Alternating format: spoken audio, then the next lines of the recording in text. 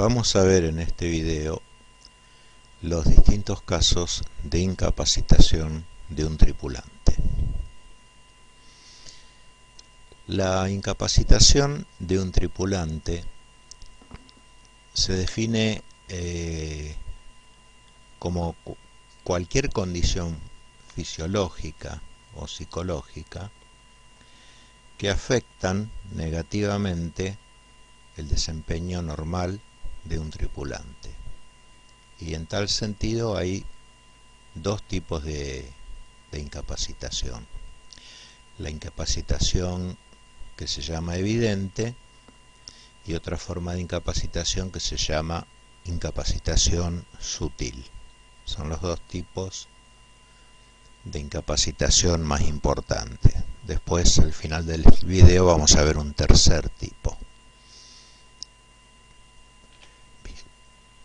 La incapacitación de tipo evidente tiene varias particularidades. La persona que la padece pierde todas las capacidades.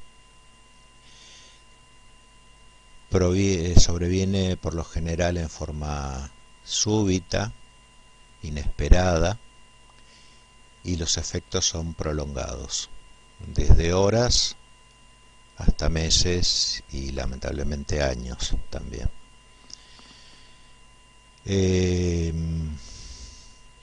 Otra de las características es que el resto de los tripulantes puede darse cuenta muy fácilmente cuando alguno de ellos está afectado por incapacitación evidente. ¿Por qué? Porque el tripulante sabe lo que siente y alcanza a decirles a los demás qué es lo que está sintiendo en ese momento. Una clase de dolor, ganas de vomitar, náuseas, mareos, vaídos, esa sensación de desmayarse, un dolor intenso o cualquier otro padecimiento que tenga. Es decir que la incapacitación se llama evidente porque es muy evidente que a un tripulante le está ocurriendo algo, y es más, ese tripulante alcanza a decirle exactamente dónde siente el dolor, con qué frecuencia, si es continuo, si es punzante, si tiene sensación de ardor, etc.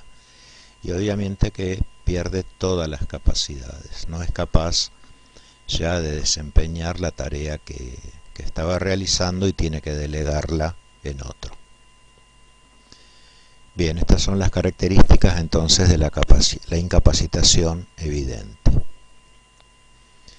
Vamos a ver algunos ejemplos de incapacitación evidente en el ámbito aeronáutico, para salir un poco del ámbito marítimo. En el primer ejemplo leemos que el capitán comenzó a vomitar. Decía que tenía un fuerte dolor de estómago y que se encontraba muy debilitado. El primer oficial, que estaba sentado a su lado, esto ocurre en vuelo, declara entonces una emergencia de tipo médico y él se encarga de aterrizar el avión. El capitán no pudo hacer nada, tenía una incapacidad total. Bueno, fue llevado a un hospital y le diagnosticaron como que tenía cálculos en los riñones. Bueno, un tipo de capacitación evidente. El tripulante dejó de cumplir la totalidad de las funciones que hacía. Su primer oficial tuvo que hacer todo el trabajo él solo y alcanzó a decirle qué era lo que sentía. Cumple con la definición de incapacitación evidente. En otro ejemplo, también ocurre en vuelo, el capitán le dice a su primer oficial que sentía un intenso dolor abdominal. Posteriormente, ese dolor era tan intenso que produjo un desmayo del capitán en su asiento. Entonces nuevamente, bueno, al igual que el caso anterior, el primer oficial declara una emergencia médica, desvía la ruta y aterriza el avión en un aeropuerto alternativo. En el hospital encontraron que el capitán, obviamente le ocurría algo, estaba fuertemente deshidratado y tuvieron que administrarle 3 litros de fluidos, una cantidad importantísima de restitución de fluidos. Bueno, nuevamente un caso típico de incapacitación evidente porque se desmayó, en este caso se desmayó en su asiento, pero antes de hacerlo alcanzó a decirle a otro tripulante cuál era el origen de su malestar. Y resultó muy evidente que le ocurría algo. En el tercer ejemplo, también en vuelo, ahora es el primer oficial el que comienza a sentir síntomas. Le dice a su capitán que no se sentía bien. Bueno, el vuelo es derivado a otro aeropuerto, se declara una emergencia médica previamente. El primer oficial se desmayó en su asiento, pero antes de eso alcanzó a decirle al capitán que no se sentía bien. Y después de desmayarse perdió toda clase de signos vitales. Bueno, la escala de Glasgow para este tripulante era de 3 puntos. Después pueden googlear de qué se trata esta escala, pero es un mal presagio ese valor. Bueno, le aplicaron en vuelo resucitación cardiopulmonar, pero hasta el momento que aterrizaron y llegó la ayuda desde tierra, no fue posible devolverlo a la vida. Ya era presumible por el valor de la escala de Glasgow. Bien, estos son ejemplos de incapacitación evidente. Es evidente que le pasó algo porque se desmayó y antes de hacerlo comunicó que le estaba ocurriendo algo. Por ejemplo, que no se sentía bien. El otro tipo de incapacitación que puede sufrir un tripulante o cualquier persona en realidad se caracteriza porque en este caso la pérdida de las capacidades no es total, sino parcial. El tripulante pierde algunas de las capacidades y la duración de este tipo de incapacitación es de segundos a escasos minutos. O sea, se presenta, dura muy poco y después desaparece. Bien, entonces ¿para qué lo estamos viendo? Bueno, lo estamos viendo porque el tripulante que está afectado por este tipo de incapacitación está consciente, está despierto, se comporta con una aparente normalidad. Uno lo ve que está observando en distintas direcciones, se mueve, hace gestos, alcanza a decir algunas palabras, pero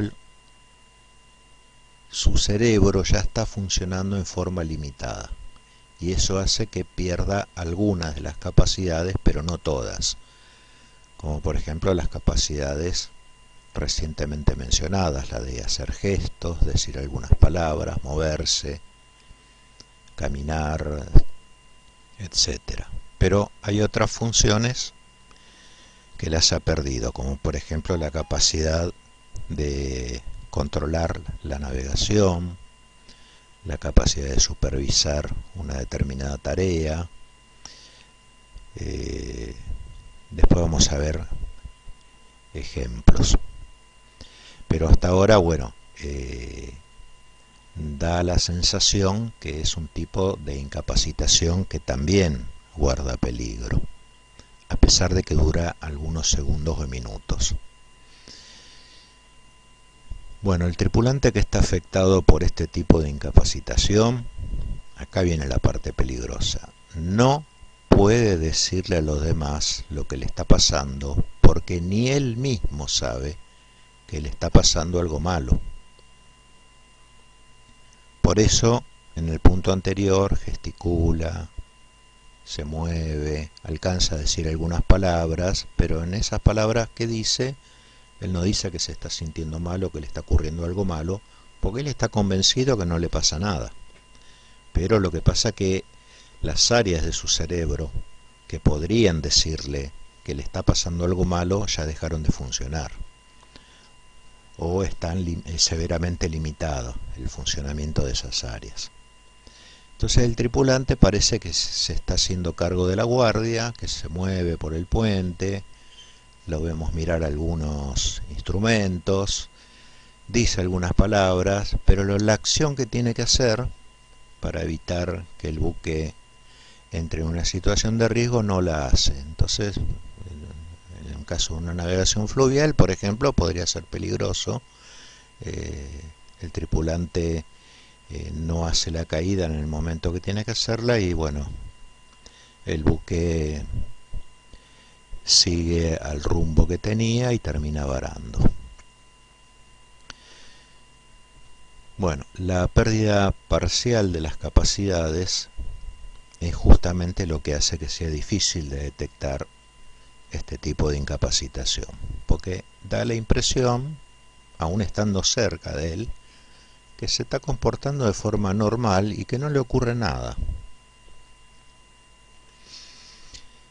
Bien, es el tipo de incapacitación más peligrosa porque, bueno, como uno lo ve parado en el puente, moverse, cambiar de una banda a la otra, da por descontado que está controlando la situación.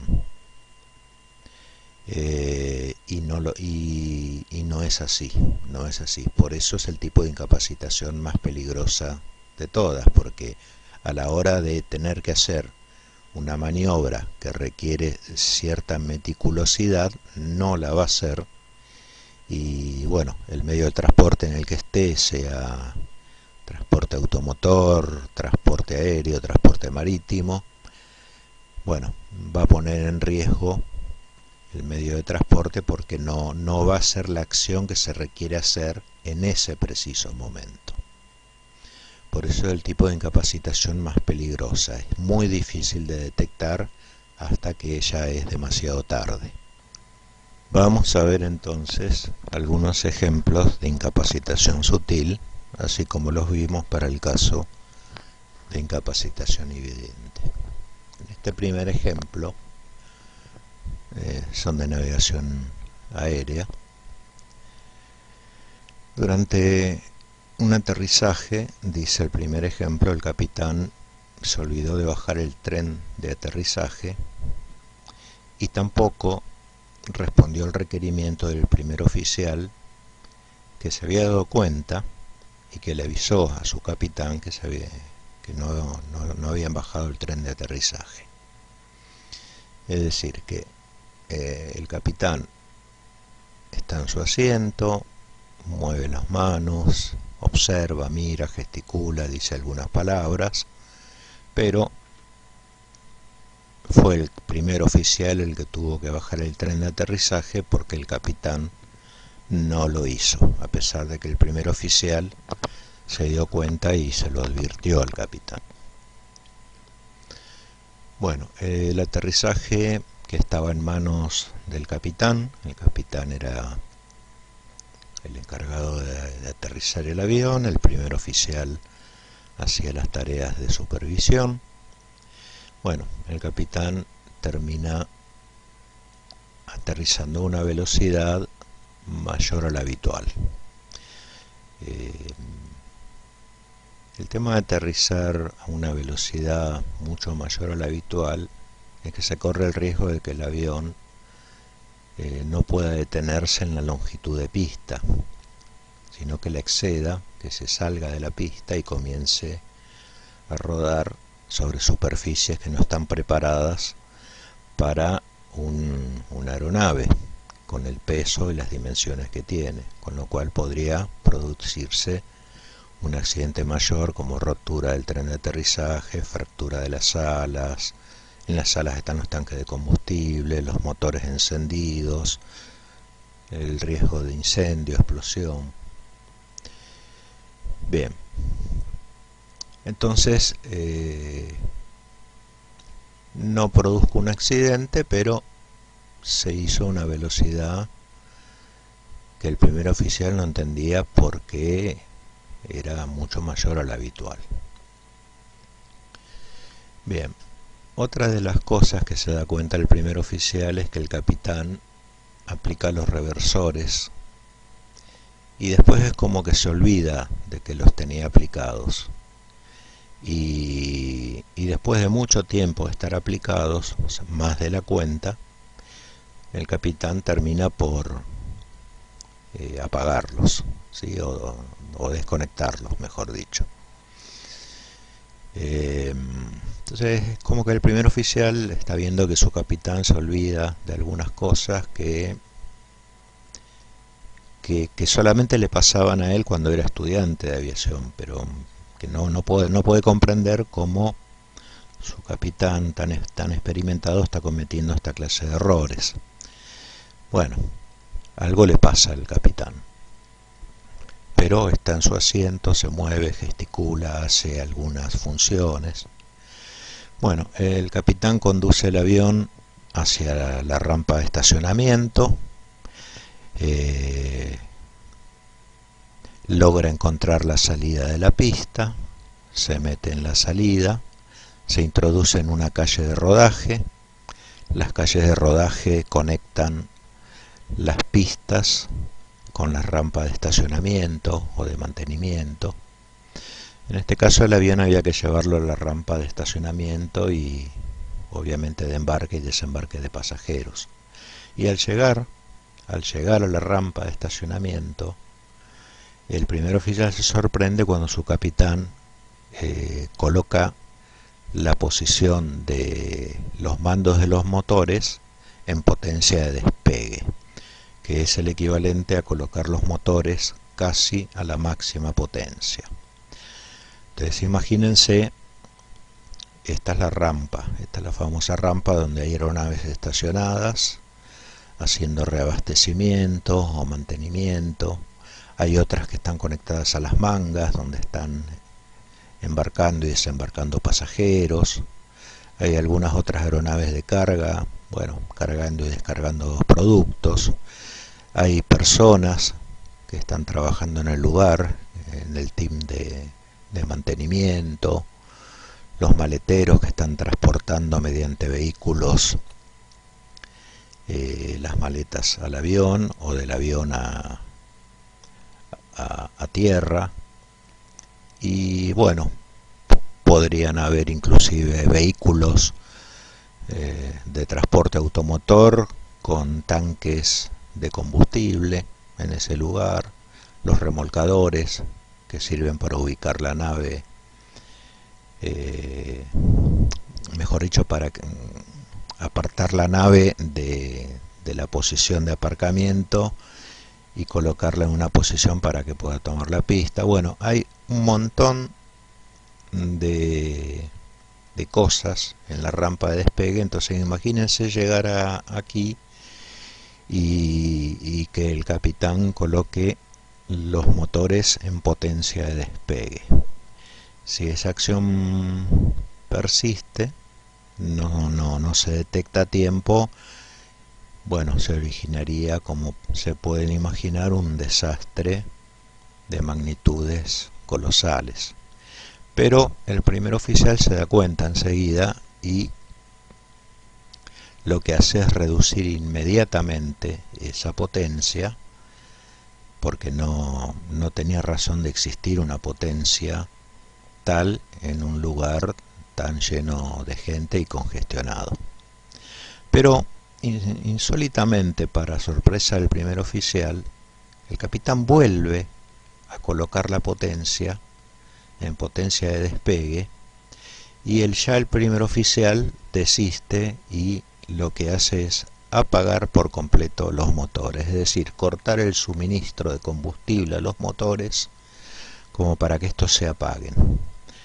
Entonces su avión queda atravesado ahí en el ingreso a la rampa con los motores detenidos y entonces llama a la terminal para que lo vengan a asistir. Esto que quiere decir que tiene que venir un remolcador, enganchar el avión y llevarlo a través de ese medio a su lugar de estacionamiento. Bueno, el capitán estaba afectado por un cierto tipo de incapacitación sutil llamado accidente isquémico transitorio, o AIT, accidente isquémico transitorio, que no llega a ser una ACV. La irrigación al cerebro se hace a través de vasos sanguíneos, y bueno, el AIT es como que va conformando un coágulo dentro de una de esas vías, pero la obstrucción no es total, pero lo que hace es que el torrente sanguíneo no sea el adecuado para irrigar determinadas áreas del cerebro. Entonces ahí es cuando la persona empieza a perder parcialmente sus capacidades. Y bueno, esto duró minutos. El capitán no recordaba obviamente absolutamente nada de lo que había pasado, de las acciones que había tenido, de su olvido al bajar el tren de aterrizaje. Bueno, entra en la definición de incapacitación sutil, se presenta, dura entre segundos y varios minutos y después desaparece. Cuando el coágulo, bueno, se disuelve y se restituye la irrigación sanguínea a las áreas afectadas. Bueno, en otro ejemplo de incapacitación sutil, también de navegación aérea, leemos que durante el descenso y la aproximación a un aeropuerto, el capitán no pudo aplicar el rumbo que le estaba indicando el controlador de tráfico. Es decir que el capitán en realidad no necesita, en una situación de rutina, qué rumbo aplicar, porque tiene instrumentos de radionavegación y otros instrumentos más sofisticados que le permiten mantener el avión sobre la ruta. Pero cuando el avión se desvía de la ruta, el controlador también lo puede advertir. Entonces el controlador le empieza a sugerir al capitán una serie de rumbos para volver a la ruta. O sea, la ruta es la ruta segura. Navegar fuera de la ruta ya no es seguro. Por eso la importancia de mantener una aerovía, una ruta. Bueno, y el primer oficial que le estaba diciendo al capitán que el controlador de área lo estaba llamando, y bueno, el capitán no respondía a esas comunicaciones, a esos mensajes que le estaba dando el primer oficial, indicándole que capitán, lo están llamando, ¿qué les va a decir? ¿Quiere que lo haga yo? Bueno, no respondía, simplemente el capitán seguía manteniendo el avión fuera de ruta. Bien, el primer oficial es el que se encarga de aterrizar el avión,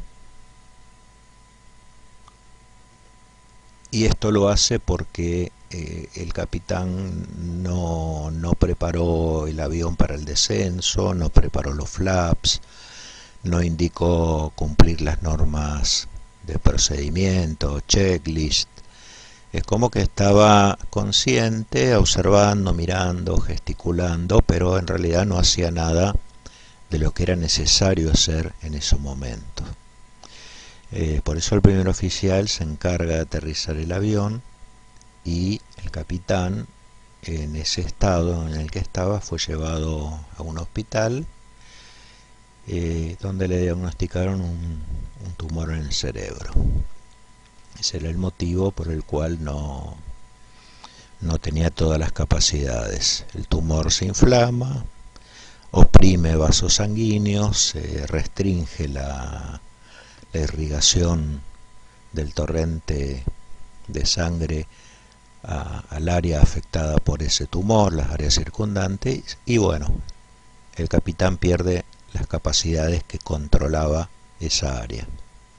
mientras que las otras áreas que tenían irrigación normal no presentaban alteraciones, y por eso el capitán estaba parado, podía gesticular, moverse, hablar, etcétera.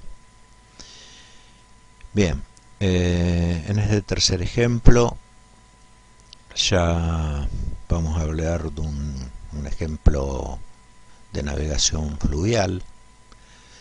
Bueno, dice: en un río sudamericano el práctico asesoró al capitán de una manera incorrecta, ya que el buque terminó varando en un sector poco profundo del río. ¿Qué más dice?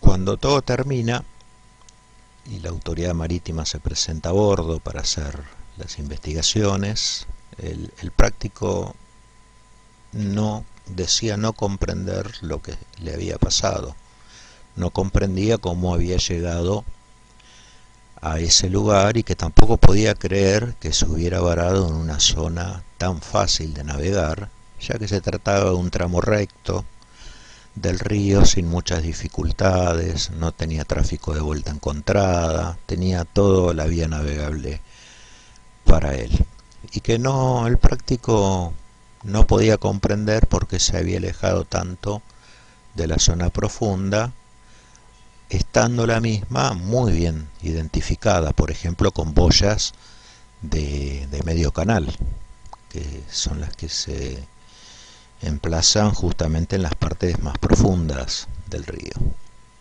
Es decir, que hay aguas navegables a ambos lados de esas boyas de medio canal.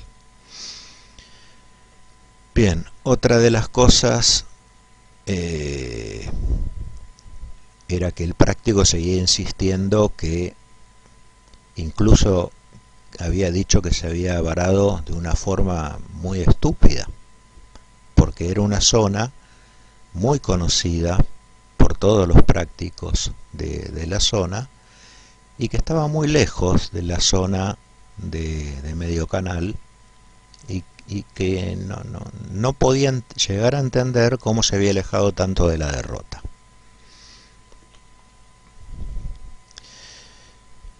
Bien, el práctico no recordaba cómo había llegado a esa situación, pero llegó a esa situación. Estaba parado en el puente, daba las órdenes al timonel, caminaba, gesticulaba, decía algunas palabras. Bueno, todo conduce a que había un caso de incapacitación sutil. Bueno, 2 meses después de la varadura, el práctico sí sufrió un accidente cerebrovascular, y es como que se pudo comprender qué le había pasado 2 meses antes.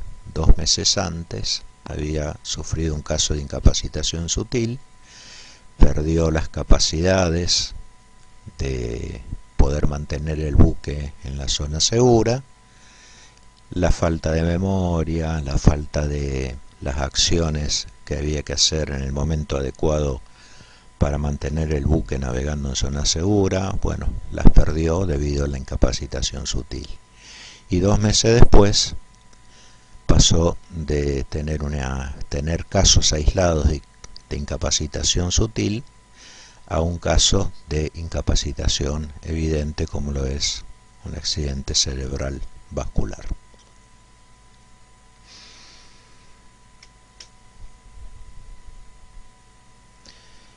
Bueno, este tipo de incapacitación sutil, que es muy difícil de detectar, como ya lo hemos visto, porque el tripulante parece estar en un estado de normalidad, por eso es la más peligrosa de todas. Afortunadamente existen métodos para detectar la forma de incapacitación sutil, con el fin de protegerse de casos de incapacitación sutil. En la aviación se ha establecido la regla de las 2 comunicaciones, y en el caso del ámbito marítimo la llamada regla de las 4 comunicaciones. Bien, La regla de las dos comunicaciones consiste en lo siguiente. Es una barrera de defensa para que el caso de incapacitación sutil no me agarre por sorpresa en un momento demasiado tarde y para poder detectarla a tiempo, es decir, cuando hay tiempo para hacer algo. La regla dice lo siguiente. Dice que un tripulante podría estar afectado por un caso de incapacitación sutil simplemente por haberse apartado significativamente, es decir, muy evidentemente, de una norma de procedimiento muy conocida o de su plan de vuelo. Bien, pero es necesario, pero no es suficiente. Por eso dice, y además, estando la aeronave en una zona no crítica, por ejemplo a gran altitud, libre de cumbres, cuando no responda ese tripulante en forma apropiada a dos comunicaciones verbales que le hace el otro tripulante.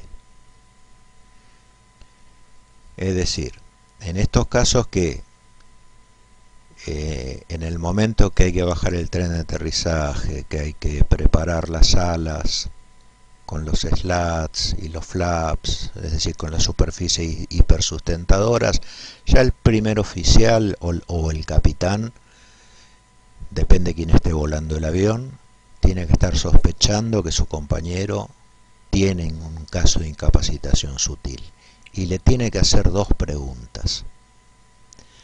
Si a la segunda pregunta no responde apropiadamente, el tripulante que hace las dos preguntas se tiene que hacer cargo de los mandos.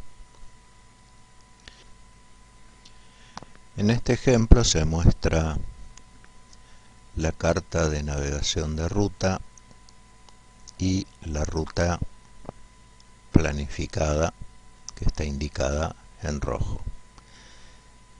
Bueno, la aeronave procede de la radioayuda de Tongoy, en Chile, sobre la radioayuda de San Juan, altera el rumbo al 085 magnético y tiene que pasar por dos intersecciones hasta llegar a la radioayuda de Córdoba.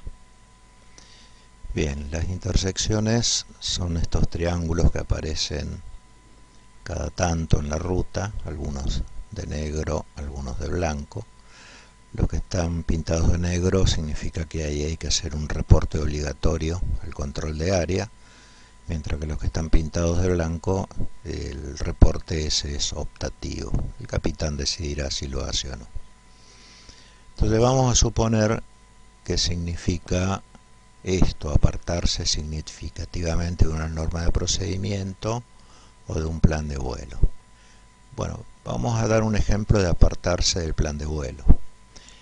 El capitán que viene con la ayuda de Tongoy en el semiplano From tiene que pasar a recibir la señal de la radioayuda del borde San Juan en el semiplano Tu. Lo hace y bueno, llega un momento que la señal del borde se bloquea y sigue de largo, sigue con 113 magnético y no se está manteniendo sobre la ruta, que es la que está indicada en roja.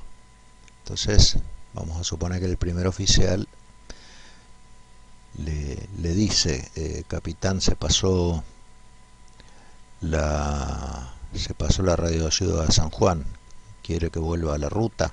Esa ya fue una pregunta. Si no obtiene respuesta, tiene que hacer otra pregunta, como por ejemplo, vamos a suponer que el primer oficial dice, bueno, desde esta posición tendríamos que colocar rumbo 060 para llegar a la radioayuda de Córdoba. ¿Quiere que le aplique, capitán? Bueno, si a esta segunda pregunta tampoco responde, el primer oficial tiene que suponer que su capitán se ha incapacitado en forma sutil. ¿Por qué? Porque no se desmayó, no expresa dolor. Es más, en la primera pregunta lo mira, hace un gesto de aprobación con la boca, asiente con la cabeza, puede poner un pulgar arriba, como que está todo bien, pero en realidad no le contesta. O también podría pasar que no hace ningún gesto, solamente da vuelta la cabeza, lo mira un rato, pero no termina diciendo ni que sí, ni que no, ni asintiendo, ni contradiciendo. Bueno, a la segunda pregunta, el primer oficial tiene que tomar los controles del avión y llevarlo nuevamente a la vía segura. Bien. Otro caso podría ser, por ejemplo, el tema de apartarse de una norma de procedimiento. Vamos a suponer que el capitán, al bloquearse la señal del borde de San Juan, o sea, concluir que está encima de la radioayuda, aplica el rumbo magnético 085, el avión cae a ese nuevo rumbo y estando a 78 millas de la radioayuda de San Juan, como dice acá, está sobre el punto de reporte obligatorio Orava. Todas las intersecciones se caracterizan por tener 5 letras. Y como esta está pintada de negro, es reporte obligatorio. Y bueno, el capitán no da ninguna indicación de reportar su paso por ese lugar y tampoco le responde a las preguntas del primer oficial de si le doy el paso ahora, capitán, le informo a esta hora. Y bueno, no le contesta, pero lo mira por ahí. La segunda pregunta podría ser, o la segunda información, podría ser: capitán, estamos sobre Orava, es punto de reporte obligatorio. ¿Le reporto al control de área?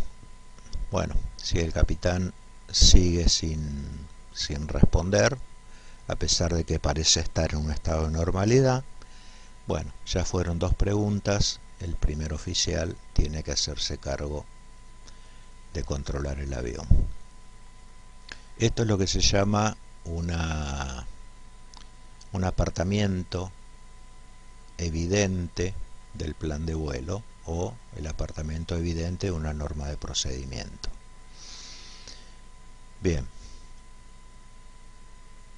El otro caso en que uno tiene que suponer que un tripulante tiene incapacitación sutil es cuando la aeronave se encuentra en una zona crítica, es decir, en una zona donde no hay mucho tiempo para resolver una situación que debió haberse resuelto unos instantes atrás. Entonces, cuando no hay tiempo para efectuar esas 2 comunicaciones, porque ya queda muy poco tiempo para el desastre, bueno, estando la aeronave en una zona crítica, hay que suponer que el otro tripulante tiene incapacitación sutil cuando no responda apropiadamente a una comunicación verbal, una y solo una.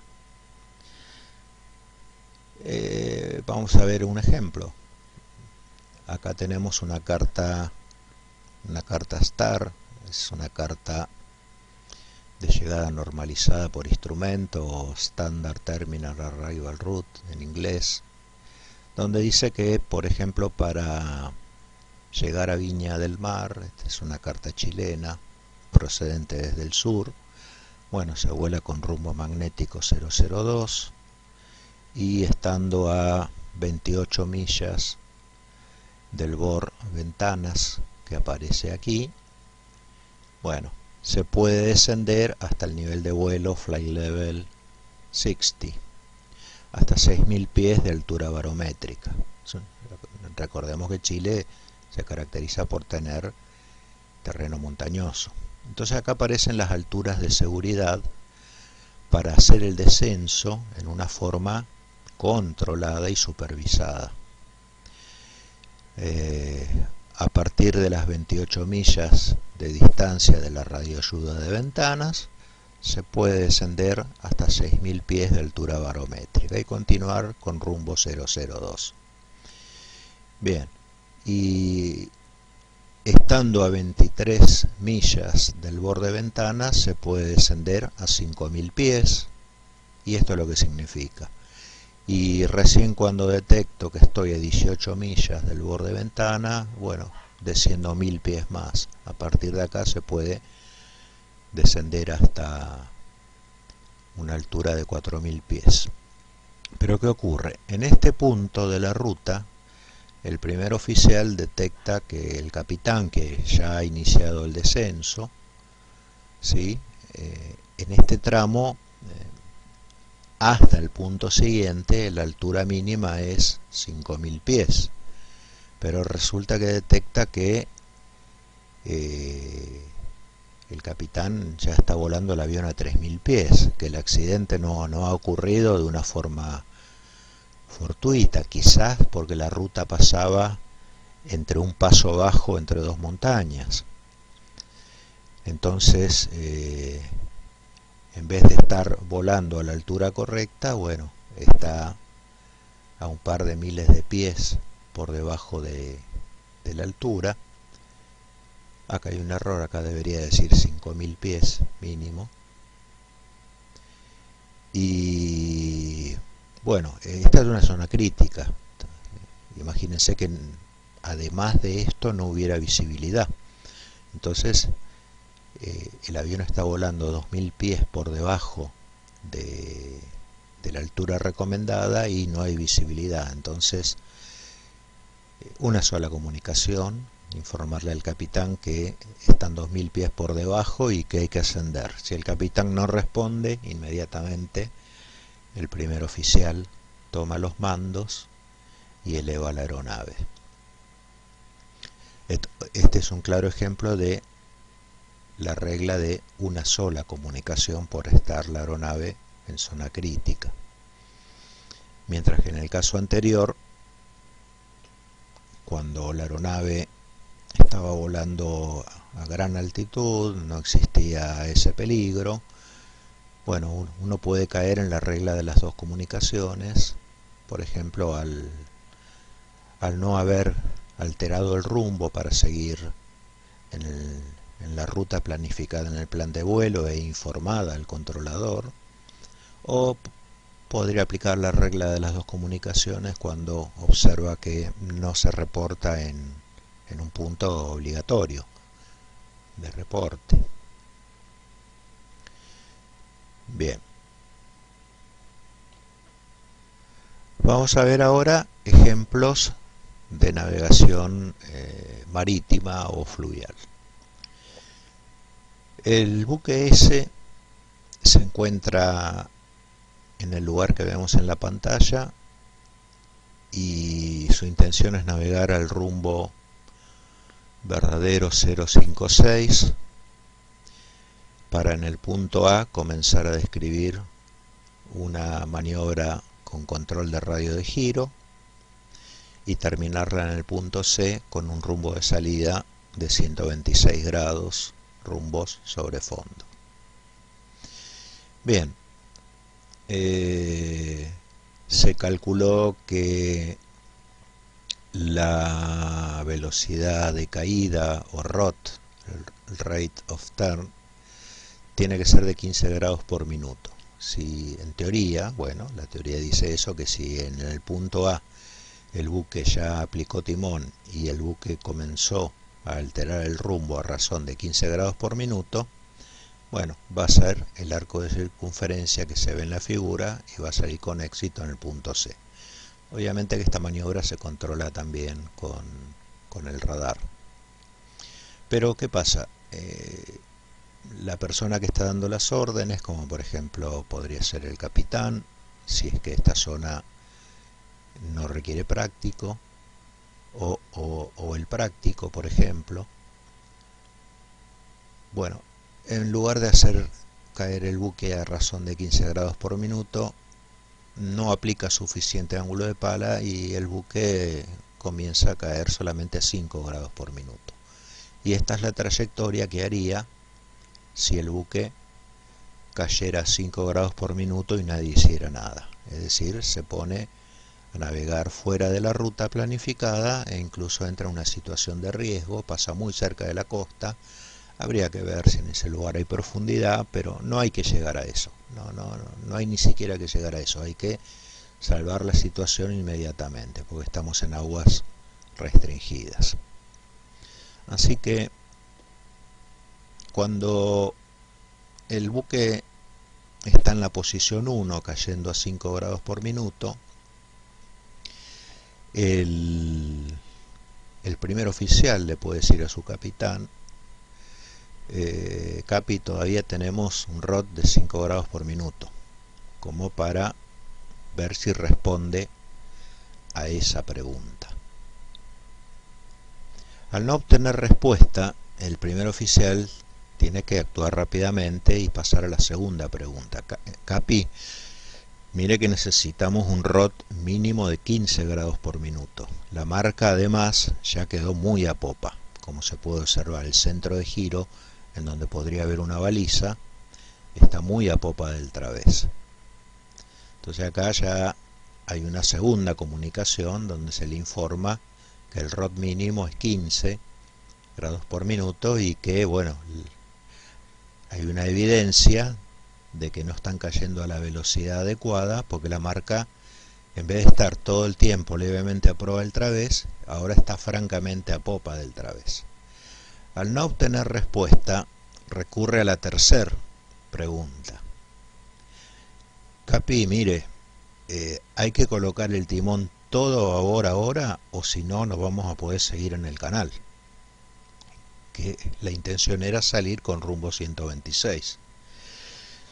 Si el capitán está parado, lo mira indiferentemente, por ahí hace con las manos como que pare, que ya lo va a hacer, pero en realidad no dice con ninguna palabra, sino que se entiende por los ademanes que hace, pero en realidad no lo hace. Entonces el primer oficial tiene que recurrir a la última de sus preguntas. Incluso puede cambiar el tono de voz, elevarlo, hablar y indicarle: Capi, si no pone el timón ahora, si no lo pone usted, lo voy a hacer yo. Y si el capitán sigue sin responder, bueno, ya no quedan dudas de que al capitán le pasa algo. Entonces hay que actuar rápidamente y, bueno, el primer oficial se hace cargo de conducir el buque y, bueno, le dará la orden al timonel como para salvar esa situación. Esta es la regla de las 4 comunicaciones para la navegación marítima, ¿sí? Cuando el buque todavía no se encuentra en una zona crítica.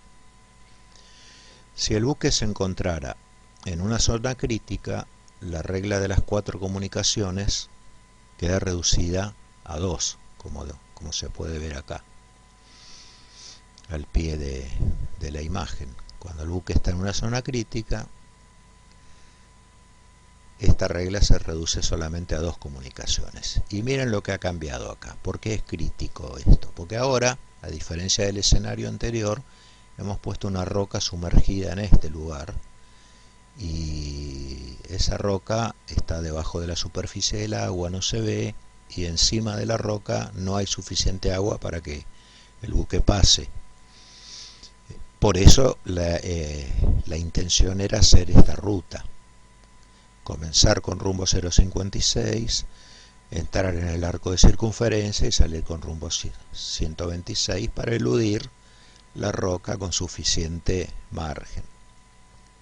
Entonces acá no hay tiempo para hacerle 4 preguntas. Ya cuando se aprecia claramente que la marca, en vez de estar levemente a proa del través, está ya muy a popa del través, viene la primer comunicación con el capitán. Capi, ROT en este momento 5 grados por minuto, mire que necesitamos 15, ¿qué hago? Ya fue la primera. Al no obtener respuesta, viene la segunda. mire Capi, la marca está demasiado a popa, si no pone el timón ahora todo a babor, lo voy a hacer yo. Y si no obtengo respuesta del capitán, bueno, tengo que tomar el control de la situación y bueno, hacer la maniobra para salvar el buque de esta situación de riesgo. Así que bueno, en zonas no críticas, en el ámbito de la navegación marítima, está la regla de las 4 comunicaciones, y en zona críticas, por no haber tiempo para hacer las 4 comunicaciones, se reducen solamente a 2.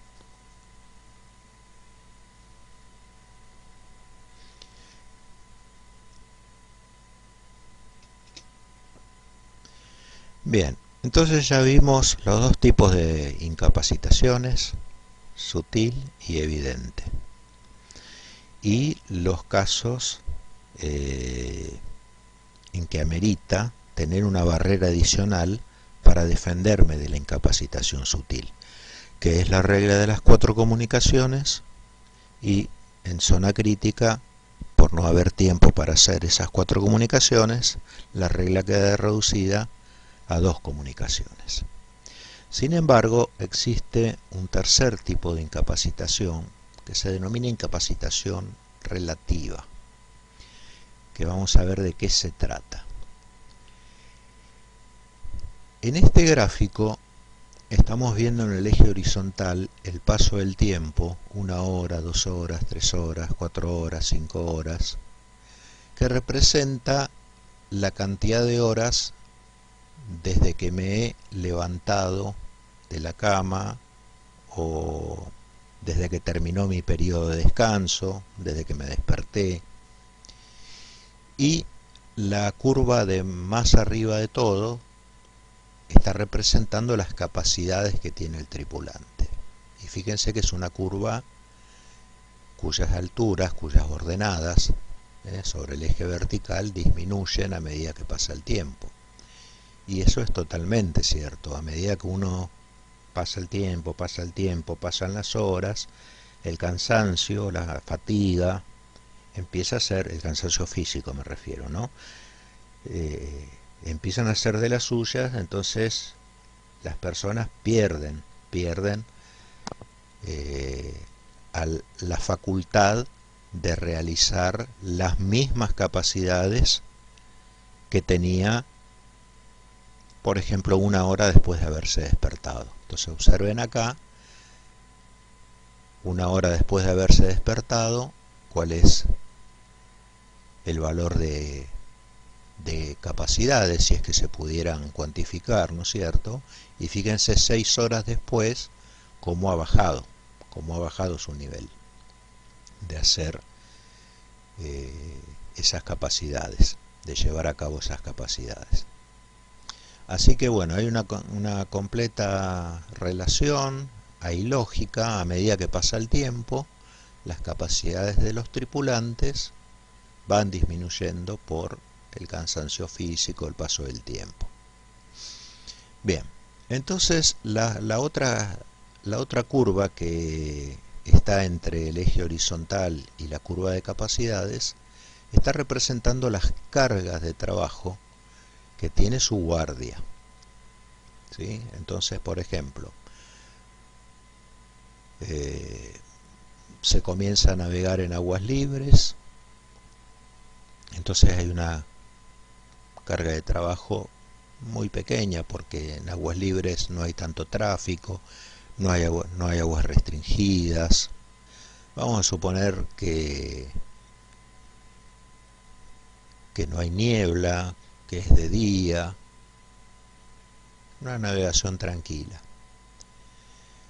Pero después aparece un buque de tráfico, 2 buques de tráfico, que encima cruzan, me vienen a cruzar, y bueno, cuando un buque se cruza con otro existe el riesgo de colisión. Entonces ya el oficial que está de guardia tiene que recurrir a métodos para ver si el otro buque de tráfico se presenta rumbo de colisión. Por ejemplo, ver si la demora permanece constante, o si tenía el radar encendido y tiene un sistema ARPA, bueno, fijarse si no violó el sistema, las alarmas de seguridad del CPA y el TCPA. Si no tenía encendido el radar, lo va a tener que encender, porque por regla 7 dice que la evaluación de riesgo de abordaje, si el radar funciona correctamente, tiene que ser usado. Así que va a tener que esperar, pasarlo en stand-by, o si ya lo tenía stand-by, mejor, tiene que prenderlo, sintonizarlo. Hay más carga de trabajo, se comprende la carga de trabajo. Bueno, pasa el buque de tráfico, siguen aguas libres, pero ahora hay niebla. Entonces, bueno, sí, ya tiene que prender probablemente los dos radares, el de 3 centímetros y el de 10 centímetros. Entonces la carga de trabajo aumenta. Bueno, vamos a dar un último ejemplo. Bueno, ya pasa a navegar de aguas libres a aguas restringidas, comienza a navegar en un canal, para lo cual previamente tuvo que haber tomado el práctico, coordinar la maniobra con la lancha de embarque de práctico. Bueno, hay lugares donde el práctico embarca en helicóptero y hay que coordinar la maniobra con el helicóptero. Bueno, y dentro del canal se cruza de vuelta encontrada con otros buques, un canal angosto, ya no hay tanta libertad para alterar el rumbo. Así que es una situación riesgosa, siempre es una situación riesgosa cruzarse de vuelta encontrada con otros buques en un canal. Entonces la carga de trabajo aumenta considerablemente. Bueno, la diferencia que hay entre la capacidad del tripulante y la carga de trabajo que está soportando en ese momento es lo que se llama la capacidad remanente. Es decir, que acá, por ejemplo, en el eje horizontal, más o menos a la hora 15 minutos, hay una línea punteada que pasa por la cresta de esta curva, y bueno, la capacidad del individuo es desde el cero del eje horizontal hasta que toca a la curva de capacidades, pero en ese momento su capacidad remanente es menor, porque la carga de trabajo en ese momento, en el momento de 1 hora 15 minutos, hay una carga de trabajo que le consumió parte de las capacidades que tenía y le quedó una capacidad remanente. Entonces, todas esas diferencias entre la curva de capacidades y la curva de cargas de trabajo es lo que se llama la capacidad remanente del tripulante. Entonces, acá a la 1:15 tenía una gran capacidad remanente, es decir, tenía suficientes capacidades incluso para hacer otras actividades. Pero a medida que pasa el tiempo, al aumentar las cargas de trabajo y al aumentar el cansancio físico del tripulante, esa capacidad remanente se va haciendo cada vez menor. Es decir que, bueno, sí, resolvió con seguridad, más o menos a las 3 horas y media, como se puede ver ahí. A las 3 horas y media ya está navegando en un canal, cruzándose con otros buques y además con niebla. Y bueno, la visibilidad es tal que el puerto no se cierra, la navegación en el canal no se cierra, se puede continuar, se puede ver perfectamente el próximo par de boyas, pero hay que estar atento a las comunicaciones de tráfico, hay que poner un nivel de guardia distinto en el puente, tendrá que venir un vigía adicional que lo podré mandar al alerón o a la proa. Empieza a haber más carga de trabajo, pero el cansancio ya viene haciendo de lo suyo y la capacidad remanente de ese tripulante es cada vez menor. Bien, entonces esto es algo normal. Esto es algo normal lo que ocurre. A medida que pasa el tiempo, las capacidades propias disminuyen y a medida que aumenta la carga de trabajo, la capacidad remanente, la capacidad para hacer otras actividades en paralelo, va disminuyendo. Bien, vamos a ver ahora un caso evidente de incapacitación relativa. Acá no hay incapacitación relativa. El tripulante está desempeñándose de acuerdo a lo esperado.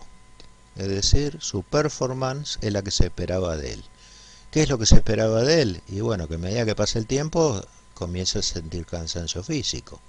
¿Y qué más se esperaba de él? Que al aumentar la carga de trabajo cada vez tiene menos capacidad para hacer otras tareas. Por eso las guardias duran 4 horas. A las 4 horas tiene que abandonar la guardia, ¿sí? Y retomarla 8 horas después. Y en esas 8 horas recuperarse de su cansancio físico, de su cansancio intelectual, etcétera. Así que esto no es incapacitación relativa, ¿sí? Es la introducción a la incapacitación relativa, que es lo que vamos a ver ahora, a continuación. Vamos a suponer ahora que a nuestro tripulante le tocaron 24 horas de guardia en puerto, como es tradicional hacerlo. Y llega el momento de la zarpada a las 8 de la mañana y es el tercer oficial del buque, y el tercer oficial de guardia, el tercer oficial hace guardia de 8 a 12. Es decir, el momento de la zarpada coincide con el momento en que tiene que tomar la guardia, pero este tripulante viene de 24 horas de guardia. Así que acá el eje horizontal no empieza en 1, empieza con 25, porque este oficial ya hace 25 horas que se levantó. Hizo 24 horas de guardia y después salió a navegar, ¿sí? Entonces, esta es la curva de sus capacidades. Empieza a una altura más baja, porque después de 24 horas de guardia ya está muy cansado físicamente y mentalmente. Y también vemos las curvas de carga de trabajo para hacer las mismas tareas de antes, es decir, navegar en aguas libres, con tiempo claro y sin niebla, navegar en aguas libres pero ahora con tráfico y con niebla, y después entrar a un canal con tráfico y con niebla. Y acá observen una cosa, hay partes de la curva de cargas de trabajo que quedan por encima de la curva de capacidades. Es decir, que lo que se intuye acá, que hay cargas de trabajo que superan las capacidades que tiene el tripulante para resolverlas. Es decir, hasta la hora 25 y 20 minutos aproximadamente le quedaba algo de capacidad remanente para navegar en aguas libres. Le quedaba y lo pudo resolver. Pero a partir de la hora 26, cuando esas aguas libres empezaron a tener tráfico y niebla, ya el tripulante está sobrepasado. Está sobrepasado. Las cargas de trabajo sobrepasan sus capacidades, y ahí se dice que el tripulante entró en un estado de incapacidad relativa. ¿Por qué? Porque ahora la carga de trabajo supera a la capacidad que tiene. Pero esto no quiere decir que el tripulante sea lo que dice acá, en la hora 26, 20 minutos. El tripulante no es incapaz de navegar en aguas libres, con tráfico y con niebla. De hecho, si estuviera suficientemente descansado, lo podría hacer perfectamente. Es decir, el tripulante sabe navegar en aguas libres, sabe navegar con tráfico y sabe navegar con niebla. Pero ahora no podemos decir que sabe hacerlo, no puede hacerlo, porque su capacidad está superada por la carga de trabajo. Va a tener reacciones lentas, no va a reaccionar apropiadamente a los tiempos que se necesitan para resolver determinadas situaciones, se va a olvidar de hacer algunas tareas. Después vamos a ver otros fenómenos como el de complacencia, por ejemplo, que podría ser que dejara de mirar el radar y el sistema de navegación ECDIS ¿Por qué? Porque está tan cansado que está sentado en la silla del puente y está mirando para adelante solamente. Pero bueno, acá dice que hay niebla. Hay que ver cuánta visibilidad hay, pero definitivamente el tripulante ya se encuentra navegando en una condición insegura. No está con las capacidades que son pertinentes a esa situación. Y acá se encuentra superado ampliamente por la carga de trabajo. La incapacidad relativa es mucho mayor. Bien, entonces, para poner bien en claro qué es la capacidad relativa, bueno, el tripulante sabe navegar tanto en aguas libres como en aguas restringidas, sabe usar el radar, sabe usar el sistema ARPA, sabe eludir tráfico mediante un ploteo, mediante el sistema ARPA, sabe programar la derrota o un cambio de ruta en el sistema de navegación ECDIS, sabe hacer todo. Pero cuando a esto le sumamos que el tripulante está en un estado de cansancio físico y mental, esas cargas de trabajo van a hacer que, a pesar de que sabe hacerlas, no pueda hacerlas. ¿Sí? Así que sería injusto decir que este tripulante, ¿por qué se le llama relativa? Porque sería injusto decir que este tripulante no sabe navegar ni en aguas libres ni en aguas restringidas. Sería injusto decir que el tripulante no sabe usar el radar o no sabe usar el sistema ARPA o no sabe usar el ECDIS. Sería injusto decirlo. Está en un estado de incapacitación relativa debido al cansancio físico e intelectual que tiene. Es decir, se da la circunstancia de que el oficial que entró a tomar la guardia hizo 24 horas de guardia en puerto, previo a tomar la guardia. Y eso es la incapacitación relativa. Los capitanes no debieran permitir que, por ejemplo, si el oficial que va a tomar la guardia, ni bien salimos de puerto, es el mismo que hizo 24 horas de guardia en ese mismo puerto. Debiera ser una rotación y bueno, que lo cubra otro oficial que esté más descansado. Si no se da esa situación, bueno, el capitán tiene que demorar la zarpada del barco. ¿Qué se le va a hacer?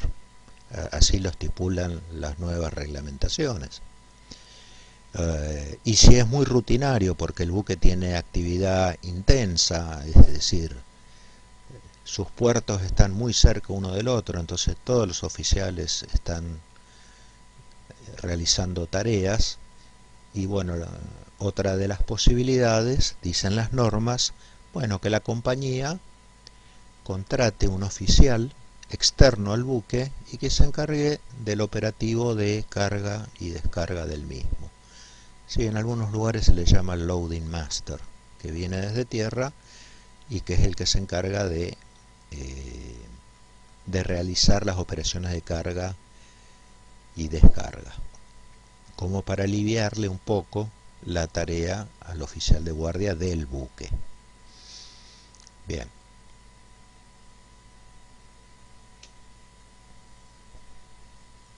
Sigamos hablando de la capacidad remanente.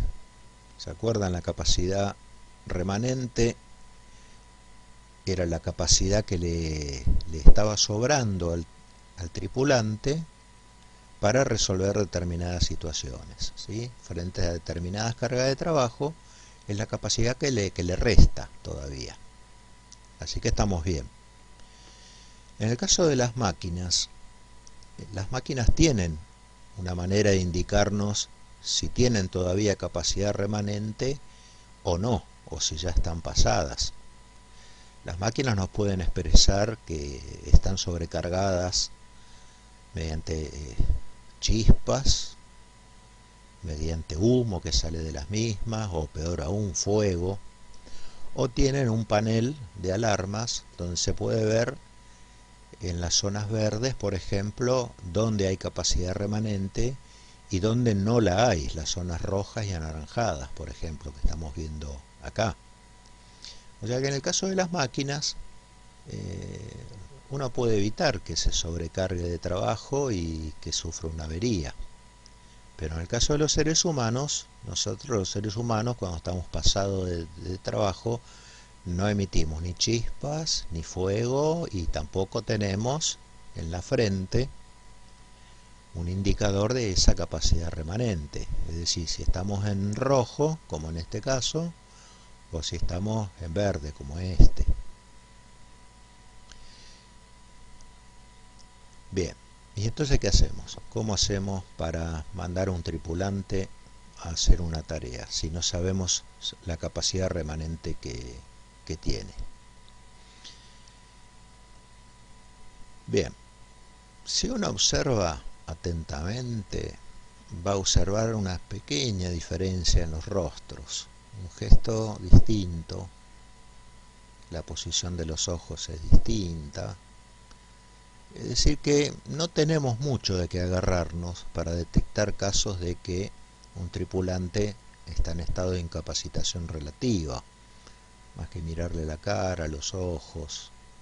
Pero hay algunas maneras de defenderse. Este indicador no existe. No existe. Entonces, tenemos que preguntarnos a ver qué es lo que causa la incapacitación relativa. La incapacitación relativa es causada por esto que dice acá, largas y rutinarias jornadas de trabajo.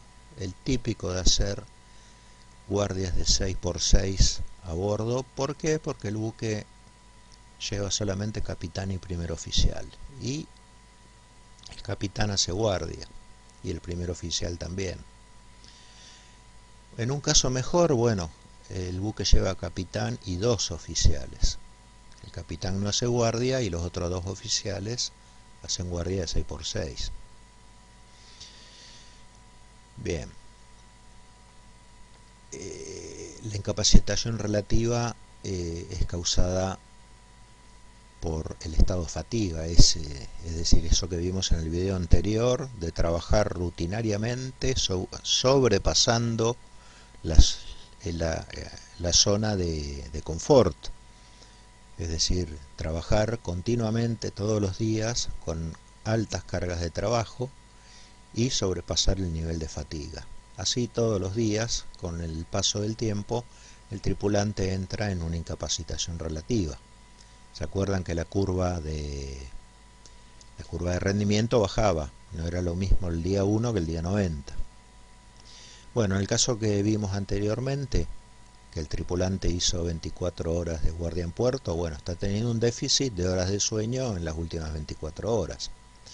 O, por ejemplo, si el tripulante viene de una seguidilla de puertos que están muy cerca, y bueno, si el barco entra a las 3 de la mañana, y bueno, hay que entrarlo a las 3 de la mañana. Así que bueno, todo el personal se tiene que levantar, el primer oficial va a ir al puente con su capitán, el segundo oficial va a ir a la proa y el tercer oficial va a ir a la popa. Y bueno, las 3 de la mañana es el horario del segundo oficial. Y bueno, los otros oficiales están siendo afectados porque están trabajando ahora en lo que era su horario de descanso. Bueno, y si eso se prolonga en el tiempo, se va a producir un déficit acumulado de horas de sueño o lo que se llaman las alteraciones del ritmo circadiano. Es decir, después lo vamos a ver con más intensidad, con más profundidad este tema, pero el ritmo circadiano lo que indica es que las personas están hechas para trabajar de día y para descansar de noche. Es mucho más que eso el ritmo circadiano, pero vamos a dejarlo por ahora ahí porque no es el tema de este video.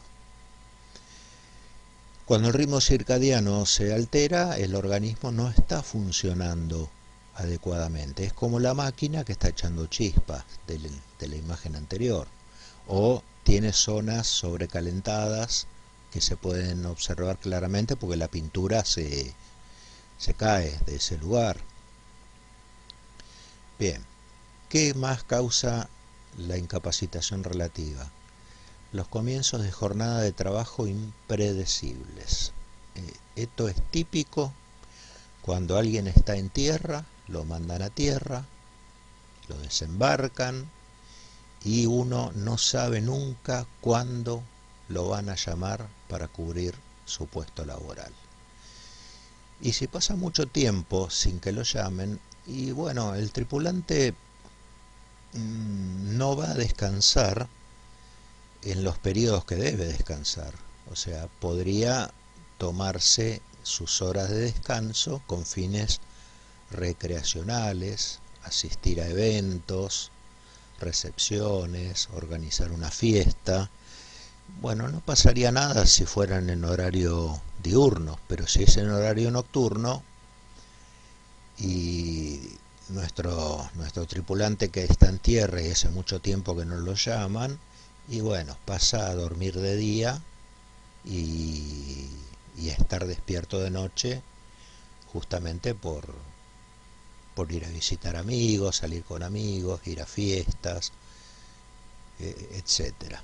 Entonces cuando es llamado a bordo, viene con una alta carga de horas de déficit de sueño y con su ritmo circadiano alterado, porque ahora está acostumbrado a rendir de noche y descansar de día.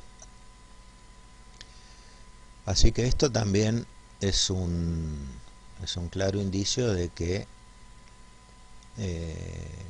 un tripulante puede entrar en estado de incapacitación relativa a pesar de ser su primer día de trabajo a bordo. Ya viene con incapacidad relativa. O por ejemplo, estando enrolado, no en tierra, estando enrolado, no usa los tiempos de descanso para dormir. O sea, el tiempo de descansar no es lo mismo que dormir. Entonces el tripulante, bueno, termina su guardia, estamos en puerto y el tripulante se va a tierra. Vamos a suponer que a bordo hace 24 horas de guardia en puerto y después tiene 48 horas de descanso de acuerdo a las recomendaciones. Pero en lugar de eso se va a tierra. Cuando veamos ritmo circadiano vamos a ver que la luz solar elimina bastante esa sensación de sueño que uno tiene, pero es una falsedad. Uno no siente tanto sueño de antes al exponerse nuevamente a la luz del sol, pero va acumulando el déficit de horas de sueño, que eso después repercute en la funcionalidad del organismo. Entonces, quizás, y el segundo día tampoco regresa a bordo porque se quedó a dormir en un hotel y vuelve a repetir el segundo día de salir a bailar. Bueno, son cosas que uno no puede controlar estando a bordo, pero cuando el tripulante regresa a bordo 48 horas después para tomar su puesto de trabajo, bueno, uno no ve esto en la frente del tripulante. Yo sé que estuvo 48 horas fuera del barco, pero no sé en qué estado viene a él, por no existir, digamos, este indicador de sus capacidades remanentes. Y cómo sé si mandarlo a lavar un tanque dentro del cual puede asfixiarse por ser un espacio confinado o hacer un trabajo en altura. Bueno, es un problema que ahora vamos a ver cómo hacemos para resolverlo. Y después tenemos los factores personales condicionantes, o sea, si un tripulante tiene una enfermedad crónica respiratoria y no le puedo dar trabajos que requieran el uso de la fuerza, como el de levantar pesos, el de hacer los lavados intensos en las cubiertas, en los espacios, en los alojamientos de tripulantes, enfermedades crónicas como una diabetes, un asma bronquial, o por ejemplo estar en la condición conocida como under influence, ¿sí? Bajo los efectos de.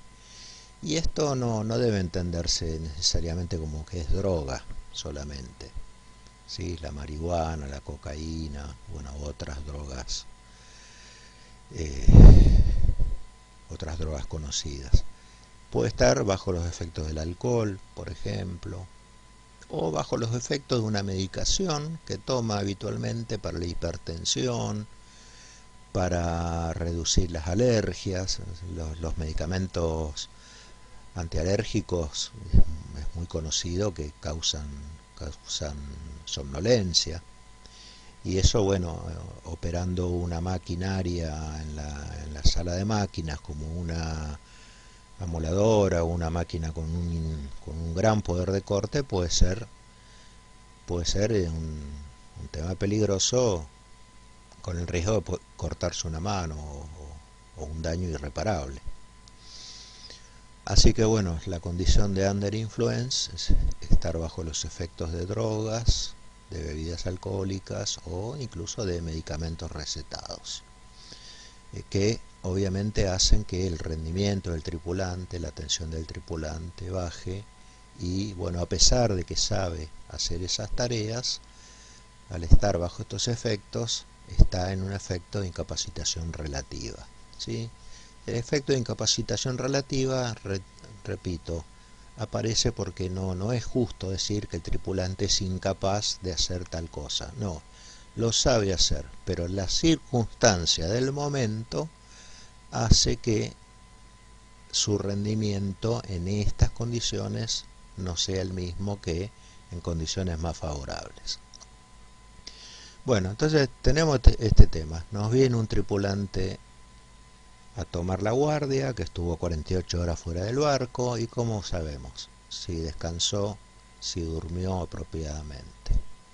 Bueno, hay maneras de saberlo. Bueno, conocer lo que hace el tripulante a bordo. Esa es una. ¿Qué hace este tripulante? Saber a qué departamento pertenece. ¿Sí? A máquinas, a cubierta, a cámara.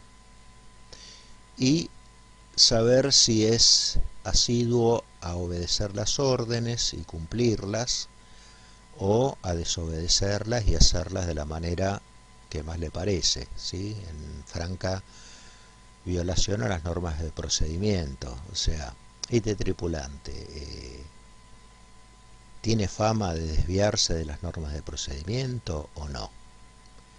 ¿Se pone los elementos de seguridad o no?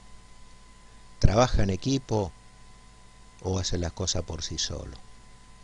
Bueno, eso es conocerle la personalidad que tiene, para saber si tiene tendencias a entrar en situaciones de riesgo o no. Saber algo de su historial personal, es decir, todo tripulante tiene un legajo de la empresa, ese legajo llega a bordo, y bueno, saber si está en tratamiento por alguna afección. Por ejemplo, vamos a suponer que el tripulante es diabético, tiene una enfermedad crónica, y bueno, hay tareas que los diabéticos no se recomiendan que la hagan, sobre todo las tareas que implican el uso de mucha fuerza, de fuerza física. Saber si está en tratamiento, por ejemplo, por causas del alcohol,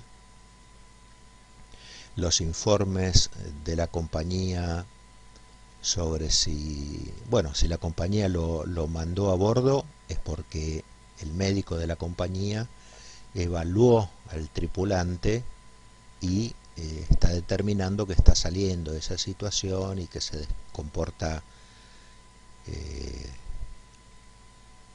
en forma adulta, obedece al tratamiento, no tiene recaídas. Bueno, eso forma parte de la relación médico-paciente, el secreto profesional. Pero si ya está a bordo, y bueno, y uno tiene que saber si tiene antecedentes de depresión, de haber estado bajo la influencia de drogas, alcohol. Bueno, saber algo de su historia personal, como para ponerle un poco más de atención, no para perjudicarlo, sino para que no sufra un accidente, ¿sí? Cuidarlo.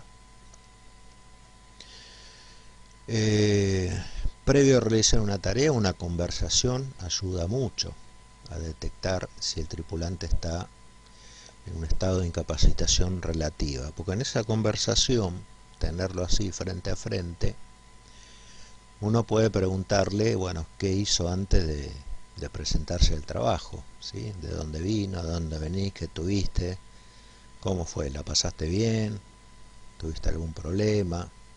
Y ahí, bueno, en el diálogo uno puede ver si su cadencia al hablar está afectada o no. Las personas que están con un estado de cansancio físico o bajo la influencia de drogas o del alcohol, su cadencia al hablar es menor. La cadencia es la cantidad de palabras que pronuncia por unidad de tiempo, por ejemplo, en un minuto. Si uno ve que habla más lento de lo normal, porque ya lo conoce a bordo, bueno, sigue insistiendo, sigue conversando, mirándolo, pero ya está empezando a sospechar de que podría estar afectado de un caso de incapacitación relativa, y entonces evito si lo confirmo, darle una tarea riesgosa, porque se va a poner en problemas él, porque va a sufrir un accidente, y me voy a poner en un problema yo, porque a sabiendas de que no estaba en condiciones para hacer esa tarea, lo he mandado igual a hacerla. Así que en esa conversación hay que escuchar también lo que dice. Por ejemplo, si aparecen incoherencias, como por ejemplo, y sí, aproveché el sábado, fui a bailar, todo, y resulta que hoy es miércoles.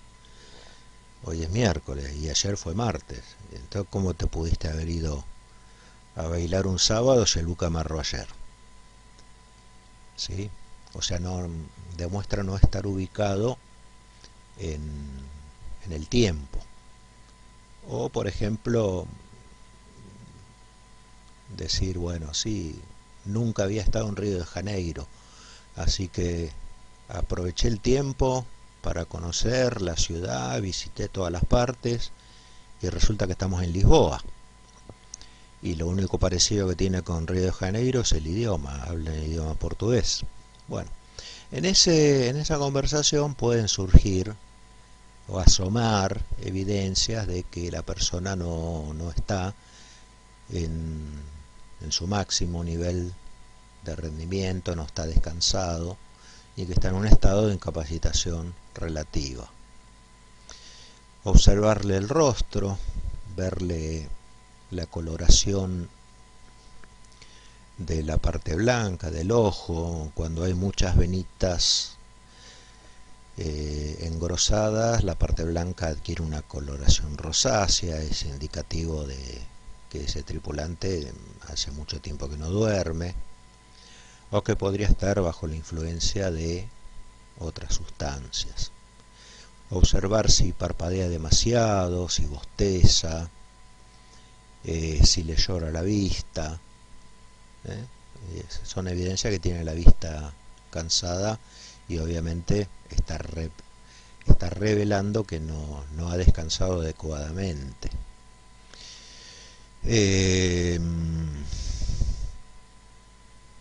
Observar su lenguaje corporal. Bueno, si tiene tendencias en la conversación a recostarse o a sentarse, su lenguaje corporal está hablando, está diciendo estoy cansado, no puedo estar parado más de 2 minutos.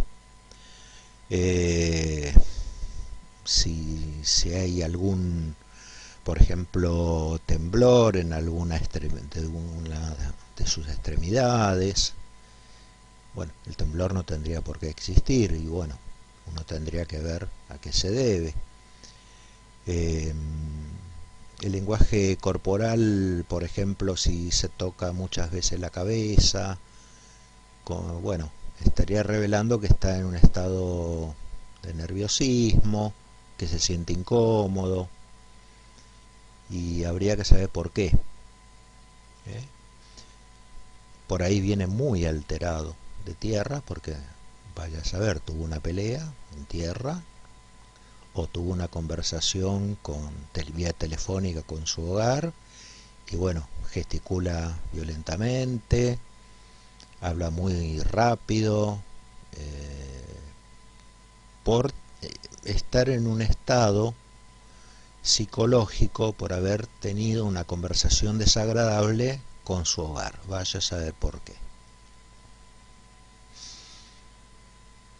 Bien, son algunos ejemplos como para detectar, así como en la incapacitación sutil ayudaba mucho a detectar la regla de las 4 comunicaciones.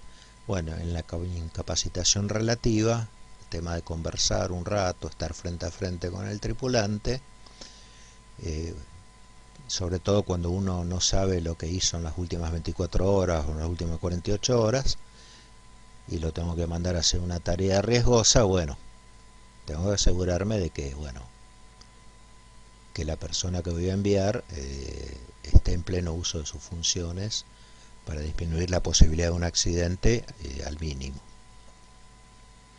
Así que 3 tipos de incapacitaciones: evidente, sutil y relativa, y los modos de identificar a cada una de ellas.